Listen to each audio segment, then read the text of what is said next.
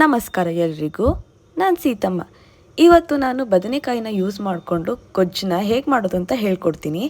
ಇದಕ್ಕೆ ಬೇಕಾಗಿರೋದು ಸಣ್ಣದಾಗಿ ಹಚ್ಚಿಟ್ಕೊಂಡಿರೋ ಒಂದು ಟೊಮ್ಯಾಟೊ, ಒಂದು 10 ಬೆಳ್ಳುಳ್ಳಿ ಸಣ್ಣದಾಗಿ ಹಚ್ಚಿಟ್ಕೊಂಡಿದ್ದೀನಿ, ಈರುಳ್ಳಿ ಒಂದು, ಕರಿಬೇವು ಸೊಪ್ಪು ಸಣ್ಣದಾಗಿ ಹಚ್ಚಿಟ್ಕೊಂಡಿದ್ದೀನಿ, ಜೊತೆಗೆ ಕೊತ್ತಂಬರಿ ಸೊಪ್ಪು. ಇದಕ್ಕೆ ಬೇಕಾಗಿರೋ ಪೌಡ್ರುಗಳು ಕಲ್ಲುಪ್ಪು, ಧನಿಯಾ ಪುಡಿ, ಜೀರಿಗೆ ಪುಡಿ, ಸಾಂಬಾರು ಪುಡಿ, ಅರಿಶಿನ ಪುಡಿ, ಖಾರದ ಪುಡಿ, ಇದಿಷ್ಟು ಬೇಕಾಗುತ್ತೆ. ಮತ್ತು ಎಣ್ಣೆ. ಈಗ ಬದನೆಕಾಯಿನ ನಾನು ಕಟ್ ಮಾಡಿ ನೀರಲ್ಲಿ ಹಾಕಿಟ್ಕೊಂಡಿದ್ದೀನಿ. ಈಗ ಒಂದು ಬಾಣಲಿ ಇಟ್ಕೊಂಡು ಬಾಣಲಿಗೆ ಎಣ್ಣೆ ಹಾಕ್ಕೊಳ್ಬೇಕು. ಎಣ್ಣೆ ಕಾದ ನಂತರ ಸಾಸಿವೆ ಹಾಕ್ಕೋಬೇಕು. ಸಾಸಿವೆ ಚಿಟಪಟ ಅಂದಮೇಲೆ ನಾವು ಕಟ್ ಮಾಡಿ ಇಟ್ಕೊಂಡಿರೋ ಬೆಳ್ಳುಳ್ಳಿನ ಹಾಕ್ಕೋಬೇಕು. ಬೆಳ್ಳುಳ್ಳಿ ಸ್ವಲ್ಪ ಎಣ್ಣೆಯಲ್ಲೇ ಫ್ರೈ ಆಗಬೇಕು. ಫ್ರೈ ಆದಮೇಲೆ ಈರುಳ್ಳಿನ ಹಾಕ್ಕೋಬೇಕು.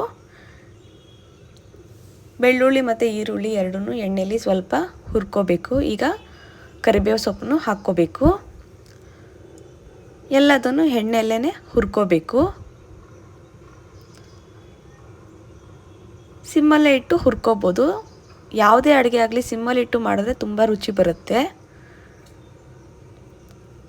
ಈಗ ನಾವು ಕಟ್ ಮಾಡಿ ಇಟ್ಕೊಂಡಿರೋ ಟೊಮ್ಯಾಟೋನ ಹಾಕ್ಕೋಬೇಕು. ನಾನಿಲ್ಲಿ ಒಂದು ಟೊಮ್ಯಾಟೋನ ಸಣ್ಣ ಸಣ್ಣದಾಗಿ ಕಟ್ ಮಾಡ್ಕೊಂಡಿದ್ದೀನಿ. ಇದೆಲ್ಲದನ್ನು ಫ್ರೈ ಮಾಡ್ಕೋಬೇಕು. ಈಗ ಇದು ಒಂದು ಸ್ವಲ್ಪ ಸಾಫ್ಟ್ ಆಗಿದೆ ಅಂದಾಗಲೇ ಬದನೆಕಾಯಿನ ನಾನು ಹಾಕ್ಕೊಳ್ತಾ ಇದ್ದೀನಿ. ಇದು ಬಿಳಿ ಬದನೆಕಾಯಿ.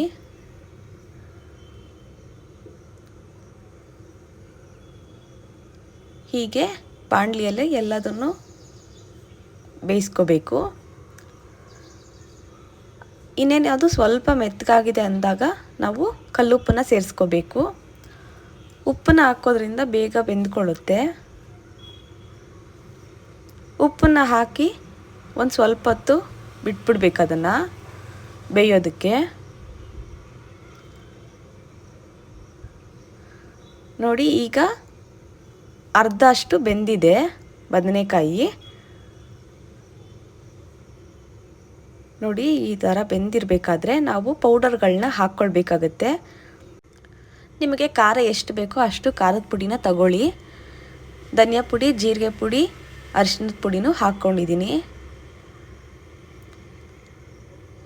ಈಗ ಎಲ್ಲದನ್ನು ಚೆನ್ನಾಗಿ ಮಿಕ್ಸ್ ಮಾಡ್ಕೊಳ್ಳಿ. ಮಿಕ್ಸ್ ಮಾಡ್ಕೊಂಡಿದ ನಂತರ ಒಂದು ಅರ್ಧ ಗ್ಲಾಸಷ್ಟು ನೀರನ್ನ ಹಾಕ್ಕೊಂಡು ಸಿಮ್ಮಲ್ಲಿ ಇಟ್ಬಿಟ್ಟು ಪ್ಲೇಟ್ನ ಮುಚ್ಚಿದ್ರೂ ಒಳ್ಳೆಯದೇ.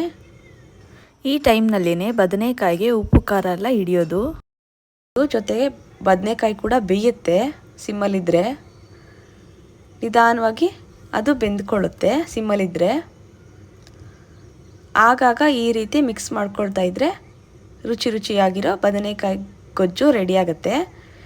ಇದು ಚಪಾತಿಗೆ, ರೋಟಿಗೆ ಸೂಕ್ತ. ನೀವು ರೈಸ್ ಮಾಡಿದಾಗಲೂ ರೈಸ್ ಜೊತೆ ಕೂಡ ಇದನ್ನು ತಿನ್ಬೋದು.